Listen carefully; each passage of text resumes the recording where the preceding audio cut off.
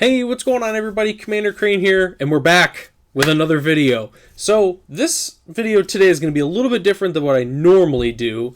I guess this is going to be the first video in a series of things I want, I suppose.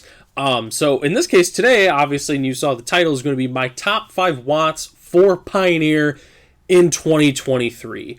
So yes, again, this is going to be like the first video in this series, I guess, whether or not it's an upcoming set. It's going to be obviously an entire year. It's really going to be anything, I suppose. Maybe upcoming bands in a specific format. But this is how we're going to kick it off for Pioneer in 2023.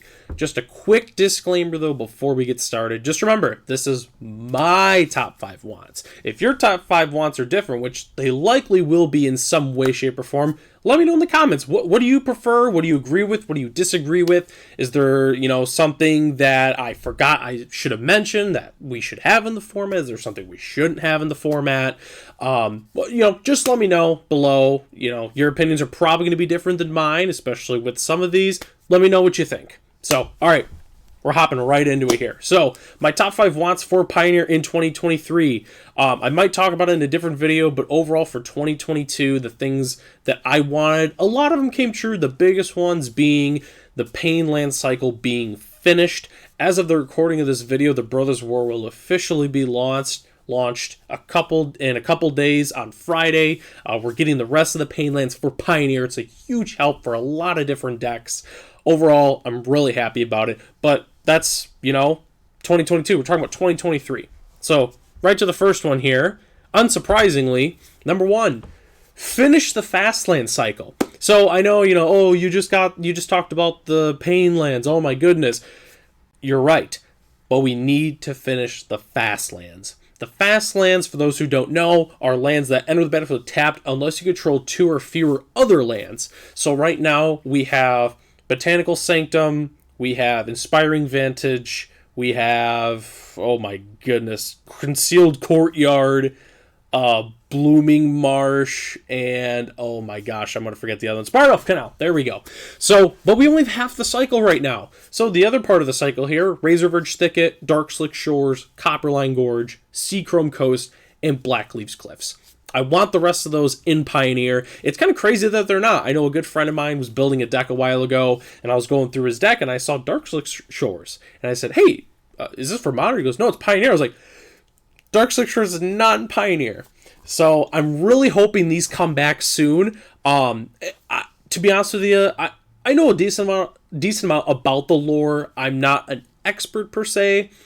I'm assuming these are lands that we don't have to print on Mirrodin for the most part. I'm assuming like a Blackleaves Cliffs can be anywhere in the plane of Magic. I'm hoping it's not like plane specific. So I'm really hoping we get these soon. Look, for instance, like Copperline Gorge. An aggro deck like Gruul. For a long time, Gruul has had a terrible mana base. I would know. I love playing Gruul decks. Gruul gets not Copperline Gorge, gets Shivan Reef, Carplusian Forest, excuse me. It gets Copperline Gorge. Oh, oh my goodness, Carplusian Forest.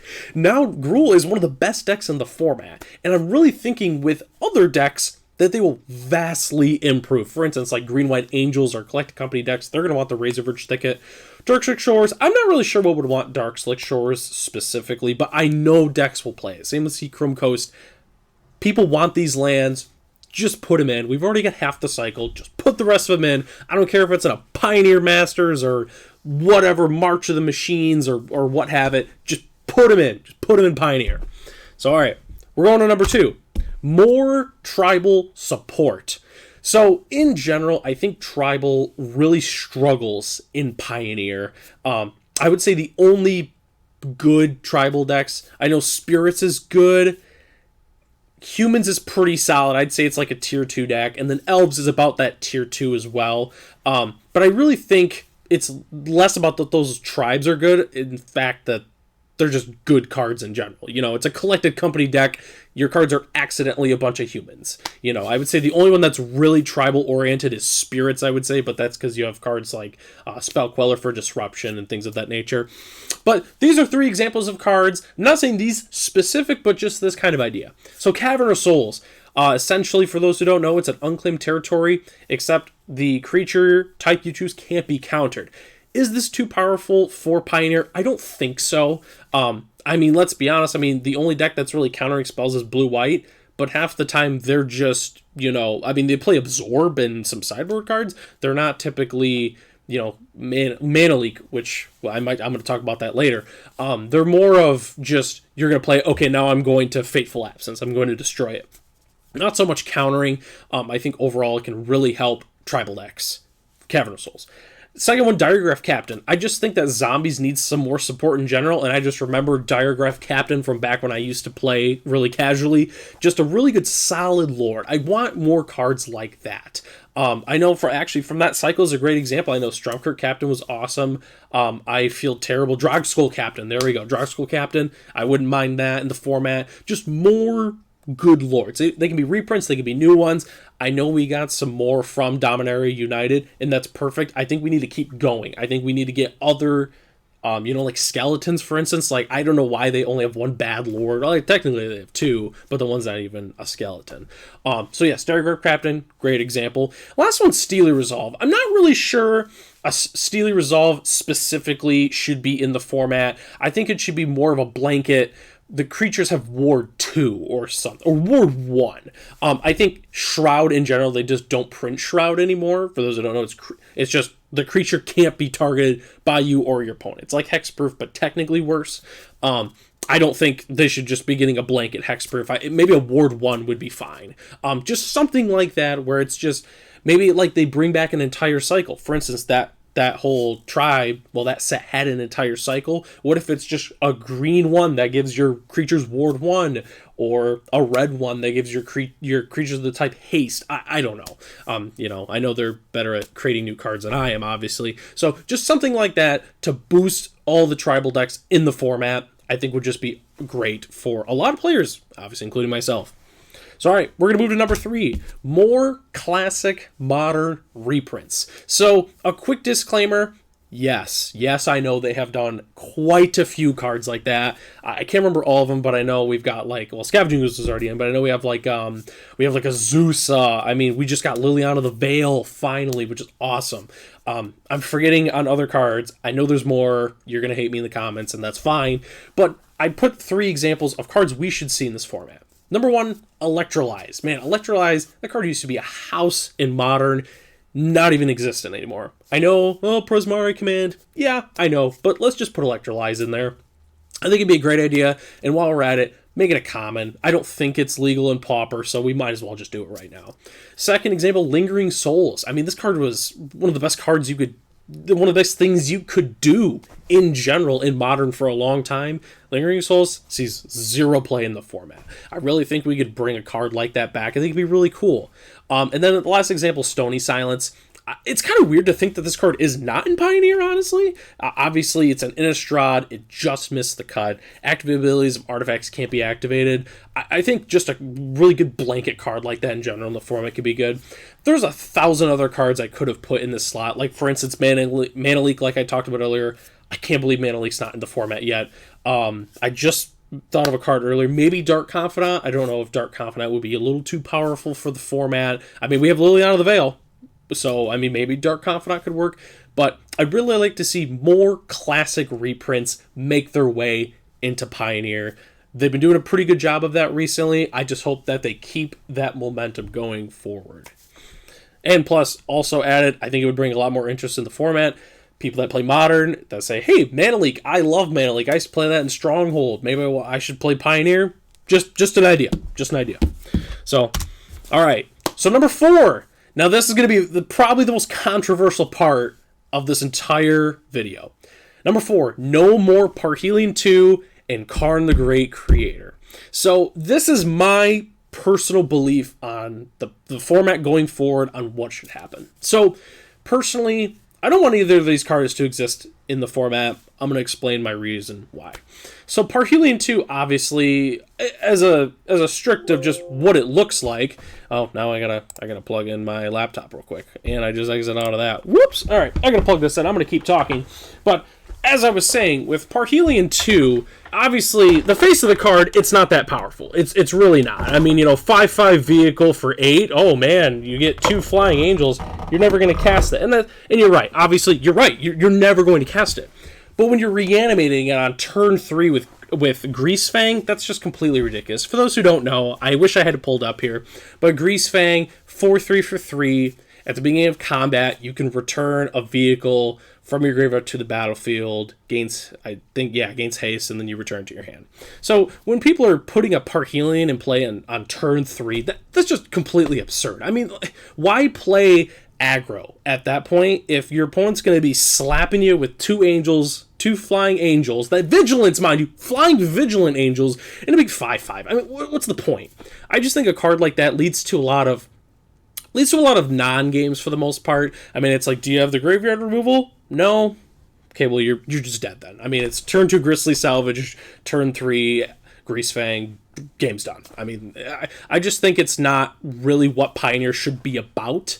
So, I mean, I don't want another Dredge scenario where everybody's mainboarding a bunch of graveyard hate. I don't think it would ever come to that, thankfully, but I just don't think Parhelion 2 is healthy for the format. You could argue to ban Greasefang, but quite frankly, I think Greasefang is a very cool design.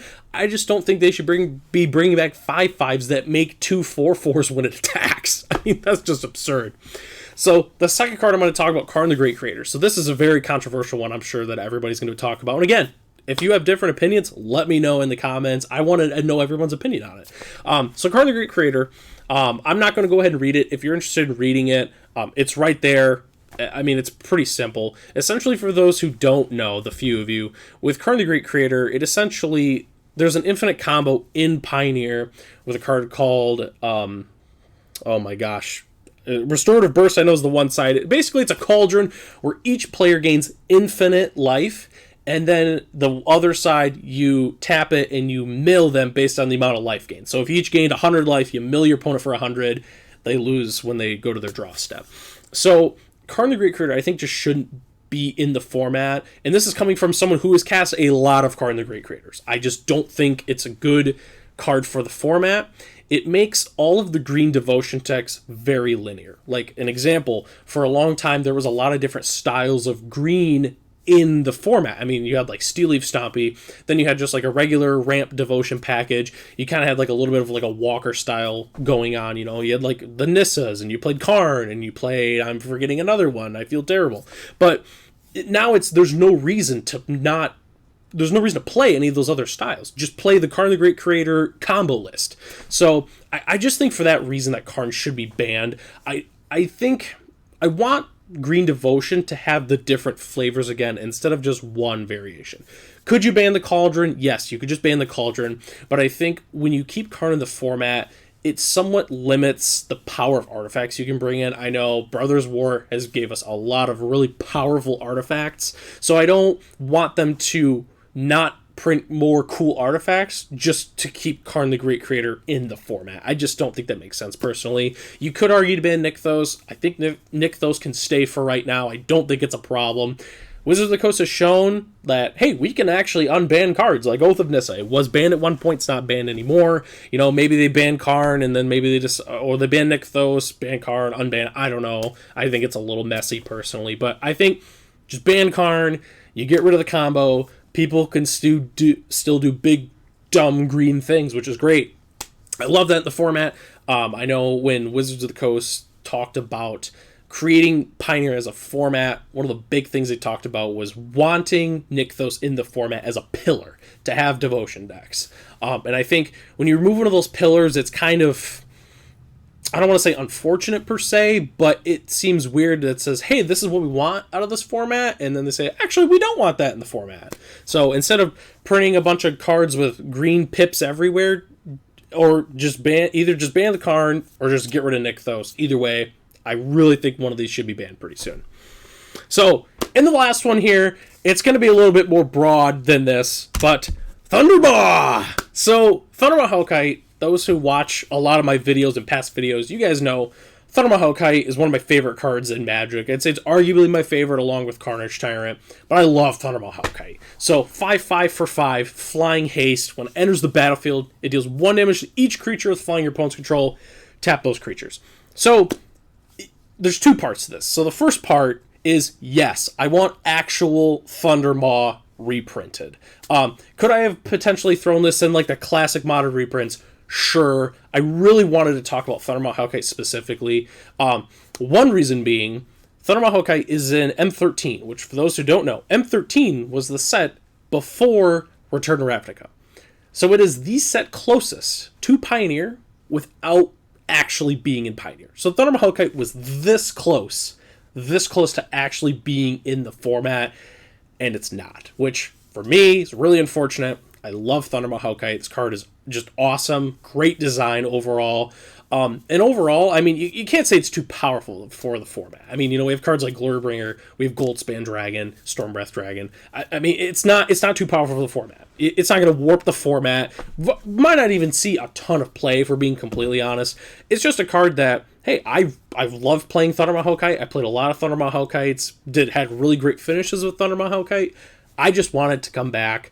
I still can't believe it's not in the format. Is there a chance for reprint? Absolutely. Dominaria United, I'd say, was one of the best chances it could come back. But again, I don't think THUNDERMAAAWWW Hellkite is plane specific. We can bring it back anytime. If they do a Pioneer Masters, I mean, that should be one of the auto includes automatically right there. So will that happen? Probably not. But I just think THUNDERMAAAWWW Hellkite should really come back. The second part of this conversation is I love the design space of the 5-mana dragons. So, because for those who don't know, for a very long time, dragons were not standard playable. They were just these big, dumb red creatures that you never cast and they just sat in your hand. THUNDERMAAAWWW Hellkite is essentially the first card where that really turned around. You could say Broodmate Dragon, but that's kind of a different story. THUNDERMAAAWWW Hellkite was the first of the 5-mana dragons to follow it. At least the 5-mana haste dragons. So the first one obviously was THUNDERMAAAWWW Hellkite, then we got Stormbreath Dragon, then we got Glorybringer, and then obviously all this time later we got Goldspan. Well, you could argue actually Skargan Hellkite and then Goldspan Dragon. And then I think, no, we don't have one right now. We're not going to say Demanding Dragon, it doesn't have haste. But what's really unique is THUNDERMAAAWWW Hellkite is the only one with 5 natural power with haste. The other ones only have 4. Obviously, this is not going to be breaking the format wide open or anything like that. Heck, I'm probably the only one that's going to play it. I'd be the only one actually registering this card at competitive events. But I just really want THUNDERMAAAWWW Hellkite to be the example of just Wizards of the Coast reprinting cards that people want to play. Like Liliana the Veil, like I said earlier, was a really, really popular reprint. I know people are playing the heck out of that card. I've been beat by it quite a bit, which I'm fine with it, though. If people like Liliana the Veil, play Liliana the Veil. If they want to play Mana Leak, play Mana Leak. I mean, I don't want to play against Mana Leak per se, but I think it should be legal for those who want to play it. Which, again, I think opening up different deck strategies and options is going to make the format overall a lot more fun, a lot more diverse, and it's going to bring in a ton of new players. And hey, I love the fact that they're pushing it in all the competitive events right now for the RCQs. If they keep going forward with that and make it again like the Brewer's Paradise that it used to be, I think it's going to make the format easily one of the best formats, if not the best 60-card constructed format in the game right now. So, alrighty. Again, that is my top 5 things I want to see in Pioneer in 2023. What are your opinions? Let me know. Is there cards you want to see, bands you want to see? Do you think my list is like the worst list you've seen on YouTube?